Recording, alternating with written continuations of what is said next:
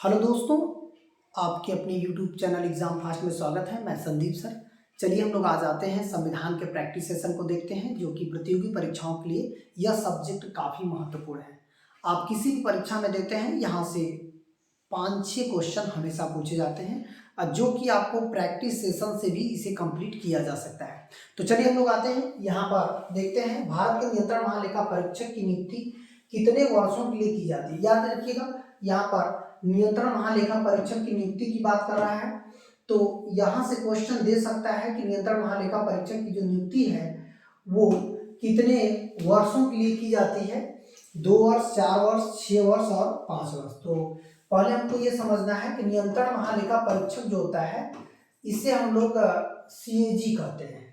नियंत्रण महालेखा परीक्षक को यदि देखा जाए तो क्या होता है, CAG की नियुक्ति कौन करता है, पहले हमको ये समझना है।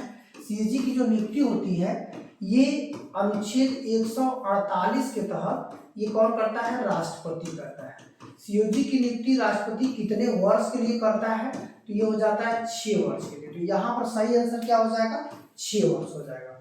इसका मतलब है कि नियंत्रण महालेखा जो परीक्षक होता है उसे हम लोग CAG, और ये नियुक्ति जो है 148 अनुच्छेद के तहत की जाती है, जो कि राष्ट्रपति करता है 6 वर्ष के लिए। अब कंप्लीट हो गया। चलिए और आगे बढ़ते हैं, अगले क्वेश्चन को देखते हैं। अगला क्वेश्चन है, संघ लोक सेवा आयोग अखिल भारतीय सेवा कार्मिक का बर्खास्त करता है, निर्वाचन करता है, चयन करता है, नियुक्ति करता है। इसका मतलब है जो UPSC है, UPSC ये किस अनुच्छेद में है, तो यहाँ पर अनुच्छेद की बात करें तो 315 में है, और 315 में ये UPSC का गठन करता है। यहाँ तक कि सभी जितने भी कह सकते हैं कि UPSC में अखिल भारतीय सेवाओं के लिए चयन किया जाता है, और ये संस्था UPSC क्या करती है, इसका चयन करती है। प्रत्येक साल एक कह सकते हैं प्रतिवेदन दे करके आप आवेदन भरते हैं, प्री करते हैं, मेंस करते हैं, तब जाकर आपका चयन होता है। ठीक है, और तो इस तरह से यदि मान लीजिए ये अपना अनुमोदन किसको सौंपता है, UPSC, तो ये अपना अनुमोदन जो है ये प्रत्येक वर्ष किसको देता है, राष्ट्रपति को देता है, जिसे हम लोग अपनी समीक्षा या रिपोर्ट कहते हैं। ठीक है, तो चलिए और आगे बढ़ते हैं। यहाँ पर हो जाएगा, केंद्रीय सतर्कता आयोग की स्थापना भ्रष्टाचार निवारण समिति की सिफारिशों पर की गई थी, इसका नेतृत्व किसने किया। तो याद रखिएगा, जो केंद्रीय सतर्कता आयोग बना, जिसे हम लोग कहते हैं जो CBC जो है, ये 1964 में आया था, और इसकी सिफारिश किसने किया था, CBC का। तो यहाँ पर देखिए आंसर में इनका नाम है, सिफारिश जो किया था उनका नाम है के संथानम समिति, के संथानम समिति ने जो है CBC की जो है कह सकते हैं सिफारिश किया था। इसी के आधार पर हमारी एक कह सकते हैं गैर संवैधानिक संस्था आई, जो पूर्णतः स्वतंत्र थी, सभी मामलों में वो जांच कर सकती थी। ये इसलिए लाया गया कि जो हमारे यहाँ सिविल सेवक थे, मतलब जो बड़े पद पर थे, वो भ्रष्टाचार यदि करते हैं तो उनकी भी जांच जो है केंद्रीय सतर्कता जो है आयोग कर सकता है। अब क्लियर हो गया। तो इसी वजह से के संथानम समिति इन भ्रष्टाचारों को रोकने के लिए, जिसमें IAS, IPS या कह सकते हैं IFS, ऐसे यदि अधिकारी हमारे भ्रष्टाचार कर रहे हैं तो उन्हें रोकने के लिए केंद्रीय सतर्कता आयोग है। तो यहाँ पर देखिएगा के संथानम समिति इसका सही आंसर होगा। ठीक है, अब आते हैं कि राष्ट्रीय महिला आयोग का अध्यक्ष, यहाँ पर देखिएगा अध्यक्ष और सदस्य का अधिकतम कार्यकाल कितना होता है, तो ये 3 वर्ष, 2 वर्ष, 4 वर्ष, 5 वर्ष। तो महिला आयोग का जो होता है ये कितना होता है, 3 वर्ष होता है। तो याद रखिएगा, महिला आयोग यदि देखा जाए एक गैर संवैधानिक संस्था है, तो गैर संवैधानिक हुआ तो हम लोग एक बातें तो क्लियर कर देंगे कि अनुच्छेद में नहीं आता है, जो भी चीजें गैर संवैधानिक होती है। हालांकि इनके अध्यक्ष की जो नियुक्ति करता है इस गैर संवैधानिक संस्था में, चाहे मानव आयोग हो, महिला आयोग हो, अल्पसंख्यक आयोग हो, सबके जितने भी अध्यक्ष होते हैं, इनकी जो नियुक्ति होती है वो किसके द्वारा होती है, राष्ट्रपति के द्वारा होती है। और इनका जो कार्यकाल निश्चित किया गया है, राष्ट्रपति ने इनका कार्यकाल अधिकतम 3 वर्ष निश्चित किया है। अब क्लियर हो गया। तो यहाँ से देखिए क्वेश्चन पूछा जा सकता है आपके संविधान सेक्शन से। तो चलिए और आगे बढ़ते हैं अगले क्वेश्चन की तरफ। ये है संघ लोक सेवा आयोग की प्रथम जो है प्रथम जो है कह सकते हैं कि महिला अध्यक्ष कौन बनी थी, तो शीला दीक्षित है, रोज एम बैथ्यू है, बीड़ा मजुमदार है या मार्गरेट आल्वा है। तो इनका नाम है रोज एम बैथ्यूज। ठीक है, तो चलिए और आगे बढ़ते हैं। संघ लोक सेवा अपना वार्षिक प्रतिवेदन, देखिए अभी क्वेश्चन में हमने बताया भी था, जो अपना वार्षिक प्रतिवेदन जो है वो प्रधानमंत्री को देता है, राष्ट्रपति को देता है, लोकसभा अध्यक्ष को देता है या गृह मंत्री को। तो ये सही आंसर क्या हो जाएगा, अपना प्रत्येक वर्ष जो वार्षिक प्रतिवेदन होता है वो राष्ट्रपति को जो है संघ लोक सेवा आयोग अपना देता है। ठीक है, तो चलिए हम लोग और आगे बढ़ते हैं। यहाँ पर हो जाएगा संसद में पहला लोकपाल विधेयक कब पारित हुआ था, तो यहाँ पर 1967, 1971, 1968 और 1972 में। तो पहला लोकपाल कब लाया गया था, 1968 में। ठीक है, आगे बढ़ते हैं। यहाँ पर हो जाएगा संविधान के कामकाज की समीक्षा के लिए सरकार ने एक प्रस्ताव द्वारा राष्ट्रीय आयोग का गठन भी किया। इसका मतलब एक राष्ट्रीय आयोग का गठन किया जिससे कि उसकी संसद में संविधान की समीक्षा की जा सके। यह गठन किस वर्ष किया गया था, यह गठन 2003 में किया गया, 2000 में किया गया, 2001 में, 2000 में, 1999 में। तो इसका सही आंसर क्या हो जाएगा, सन 2000 में जो है आपका कह सकते हैं एक राष्ट्रीय आयोग का गठन किया गया जो संविधान की क्या करे, कामकाजों की समीक्षा कर सके। अब क्लियर हो गया, तो चलिए और आगे बढ़ते हैं। यहाँ पर कह रहा है निम्न में से विश्व का सबसे बड़ा संविधान जो लिखित संविधान है वो किस देश का है, तो याद रखिएगा पूरी दुनिया का सबसे बड़ा संविधान भारत का संविधान है। यह संविधान कह सकते हैं कि इसका सही आंसर जो है भारत का संविधान होगा। इसमें सबसे बड़े अनुच्छेद भी हैं, सबसे ज्यादा भाग हैं, यहाँ तक कि ये संविधान जीवित संविधान है जिसमें संशोधन करके बढ़ाए भी जा सकते हैं। भागों की संख्या, अनुच्छेदों की संख्या, सबकी संख्या या अनुसूचियों की संख्या बढ़ाया जा सकता है। ठीक है, यह दुनिया का सबसे बड़ा लिखित संविधान है। दुनिया का सबसे बड़ा लिखित संविधान यदि पूछेगा किस देश का संविधान है तो ये क्या हो जाएगा, आपके भारत का संविधान दुनिया का सबसे बड़ा लिखित संविधान है। भारतीय संविधान के निम्न में से कौन सा भाग जो है कह सकते हैं अखिल भारतीय सेवाओं से संबंधित है, तो याद रखिएगा तो अखिल भारतीय सेवा का कहेगा तो यहाँ पर कितना हो गया 14। तो इसका मतलब है भाग 14 क्या है, अखिल भारतीय सेवा है।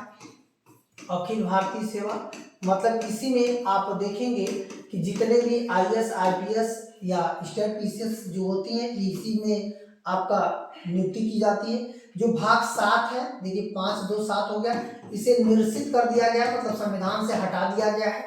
और ये भाग 3 जो है ये आपका क्या है, मौलिक अधिकार हो जाएगा। ये भी बहुत इंपॉर्टेंट रहता है, बार बार देता है कि मौलिक अधिकार, जिसे इसी अधिकार को संविधान का मैग्ना कार्टा कहते हैं। जो मौलिक अधिकार वाला पार्ट है ये संविधान का क्या कहलाता है, मैग्ना कार्टा कहलाता है, मतलब सबसे महत्वपूर्ण पार्ट ये संविधान का है। इसी वजह से इसे संविधान का मैग्ना कार्टा कहते हैं। जो भाग 9 है, भाग 9 किससे संबंधित है, तो पंचायत समिति या पंचायती राज से संबंधित जो है भाग 9 है। तो ऐसे में हम लोग एक प्रैक्टिस सेशन देख लेंगे जो आपकी परीक्षाओं के लिए महत्वपूर्ण है। आप रेगुलर प्रैक्टिस देखिए, रेगुलर उसको हल करने की कोशिश करिए। मैं गारंटी दे रहा हूँ आपका बहुत ही बेस्ट होने वाला है। मैं बहुत जल्द प्रयास कर रहा हूँ कि मैं लाइव आऊँगा जिसमें आप लोगों का जो भी लोग देख रहे हैं वो आंसर बताने की कोशिश करेंगे, तब मैं बताऊंगा कि क्या क्या सही है और क्या गलत है। मैं बहुत जल्द लाइव आने वाला हूँ। यदि आपको लाइव वीडियो देखना है तो कमेंट्स करके जरूर बताइएगा कि सर मैं लाइव आपका जो है सॉल्व करना चाहता हूँ, तो मैं जरूर लाइव देता रहूँगा। ठीक है, तो चलिए हम लोग आते हैं आपका अगले क्वेश्चन की तरफ बढ़ते हैं। यहाँ पर भारत के संविधान में इनमें से क्या राज्य सूची में, यहाँ पर देखिए राज्य सूची में सम्मिलित नहीं, यहाँ पर देखिए राज्य सूची में नहीं है। जैसे पुलिस राज्य सूची का विषय है, कानून और व्यवस्था ये भी राज्य सूची का विषय है, जेल राज्य सूची, जो दंड प्रक्रिया है जिसे हम लोग कहते हैं IPC इंडियन पैनल कोड या CRPC, ये राज्य का नहीं होता है, ये किसका होता है, सेंटर का होता है। ये मतलब सेंट्रल का होता है, याद रखिएगा ये केंद्र का होता है, राज्य का नहीं होता है। अभी आपने देखा होगा कि गृह मंत्रालय द्वारा IPC CRPC में जो है बदलाव करने का प्रस्ताव दिया गया है, तो इसका मतलब वो सेंट्रल गवर्नमेंट का है तभी ऐसा कर रहा है। तो यहाँ पर देखिए ये दंड प्रक्रिया जो संहिता होती है ये IPC चाहे CRPC ये केंद्र का है, बाकी सभी क्या है राज्य सूची के विषय हैं। तो इतना आपको क्वेश्चन एग्जाम में पूछा जाएगा और आप ऐसे ही रेगुलर लगे रहिए। मैं गारंटी दे रहा हूँ कि आपकी कोई भी परीक्षा हो संविधान में आपका गलत नहीं होगा। ज्योग्राफी सेशन देख रहे हो तो ज्योग्राफी में गलत नहीं होगा। मैं धीरे धीरे लेवल को बढ़ाता रहूँगा, जो क्वेश्चन का लेवल है कठिन भी आएगा और ऐसे ही कठिन लेवल तो आपको बताऊंगा जिससे स्टेट पीसीएस तक की भी परीक्षाओं को आप आसानी से कवर कर सकते हो। तो चलिए हम लोग और आगे बढ़ते हैं। यहाँ पर है भारत के संविधान में जन स्वास्थ्य। यहाँ पर देखिए जन स्वास्थ्य की बात कर रहा है और स्वच्छता, ये संघ सूची का विषय है, राज्य सूची का है या समवर्ती सूची का। संघ सूची में कितने विषय आते हैं? 100। राज्य सूची में कितने आते हैं? तो ये लगभग हो गए 62। समवर्ती सूची में कितने हैं? 52। 66 थे तो 47 थे, 52 हो गए। अब यहाँ पर क्वेश्चन पूछ रहा है कि जन स्वास्थ्य और स्वच्छता को कौन सी सूची हमारी देखती है? तो क्या हो जाएगा आपका राज्य सूची। इसके राज्य सूची का विषय आता है जन स्वास्थ्य और स्वच्छता। ठीक है, तो और आगे बढ़ते हैं। अगला देखिएगा, यहाँ पर हो जाएगा आपका कि निम्न में से कौन सा भारतीय संविधान का राज्य सूची के मौजूद विषयों में से एक है। मतलब इनमें से एक ऐसा है जो राज्य सूची का विषय है, जिसमें आपका देखिए अंतर राज्य जो है संगरोध, ये आपका क्या है? केंद्र का है। बीमा केंद्र का है। जनगणना केंद्र का है। जो पुलिस होती है, पुलिस किसका है? राज्य सूची का है। इसका मतलब है कि किसी भी स्टेट की पुलिस जो है राज्य सूची के विषय में आता है, वो राज्य का होता है। ठीक है, तो और आगे बढ़ते हैं। अगला देखिएगा, यहाँ पर कह रहा है कि भारतीय संविधान की किस अनुसूची में दल बदल, याद रखिएगा यहाँ पर दल बदल कह रहा है, दल बदल विरोधी कानून के प्रावधान लाए गए थे। 10वीं अनुसूची, 4वीं, 9वीं और 7वीं। 7वीं तो भाई देखिए सूचियों से है, मतलब जिसमें संघ सूची और ये सभी हैं, सूचियों से संबंधित है। जो 9वीं सूची है वो भूमि अधिग्रहण है। भूमि अधिग्रहण, यहाँ पर कोई भी न्यायालय में भूमि अधिग्रहण करने पर न्यायालय में आप नहीं जा सकते सार्वजनिक हित के लिए। जो 4थी है, यहाँ पर देखिए राज्य सभा के सीटों का आवंटन करता है। ये जो 4थी है राज्यसभा के सीटों का आवंटन कर देगा। और ये जो देखिए आवंटन करेगा। जो 10वीं है, यही आपका क्या है? दल बदल है। इसे कब लाया गया था? 52वां संविधान संशोधन। इसका मतलब है कि 52वां संविधान संशोधन यदि देखा जाए तो ये कब पारित हुआ? संविधान संशोधन तो 1985 में ये जो है ये पारित हुआ और एक 10वीं अनुसूची जोड़ करके दल बदल कानून पर रोक लगा दिया गया। तो ये आपका 10वां संविधान संशोधन होता है, 52वां संविधान संशोधन, जिसमें 10वीं अनुसूची में एक नई अनुसूची जोड़ी जाती है जिसमें दल बदल कानून पर जो है पूर्णतः रोक लगा दिया जाता है। तो ये आपका एक महत्वपूर्ण जो है सेक्शन हो सकता है, यहाँ से क्वेश्चन भी दे सकता है।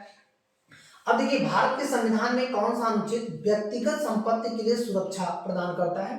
तो यहाँ पर देखिएगा, इसका मतलब है कि सुरक्षा प्रदान करता है तो वो कानूनी अधिकार होगा। संपत्ति जो है उसका कानूनी अधिकार के अंतर्गत आता होगा। तो ये कौन सा अनुच्छेद है जहाँ पर संपत्ति कानून के अधिकार के अंतर्गत आता है? तो ये हो 300 का। और ये किस भाग में आता है? तो ये भाग 12 का हिस्सा हो जाएगा, जो कि एक महत्वपूर्ण पार्ट है। यहाँ पर जो अनुच्छेद कह सकते हैं कि 108 कहेगा, तो दोनों सदनों को राष्ट्रपति क्या करेगा? दोनों सदनों को राष्ट्रपति का संयुक्त अधिवेशन बुलाना। ये देखिए राष्ट्रपति का संयुक्त अधिवेशन बुलाना, संयुक्त अधिवेशन जो है अधिवेशन बुलाना, राष्ट्रपति जो है संयुक्त अधिवेशन जो बुलाता है ये 108 के तहत करता है। फिर आपका 19 फर्स्ट एफ इसमें भी जो है जुड़ा हुआ है। इसका मतलब है कि ABCD EF तक ऐसे ही जाएंगे, जिसमें घूमने, व्यापार और कहीं पर भी संपत्ति लेकर रहने का जो है अधिकार में देता है, मतलब स्वतंत्रता देता है। तो ये बातें हमारे जो है ये इस तरह से हो जाती हैं, जो कि काफ़ी महत्वपूर्ण सेशन रहा। आज के संविधान का प्रैक्टिस सेशन इतना ही है। याद रखिएगा, यदि आपको इस चीज़ को ध्यान रखना है कि यदि आपको सक्सेस होना है तो हमेशा यह याद रखना है कि अपना टारगेट यदि 6 महीना का है तो सिलेबस को 3 महीना में पूरा करिए। देखिए आप सक्सेस जरूर हो जाएंगे। ठीक है, धन्यवाद।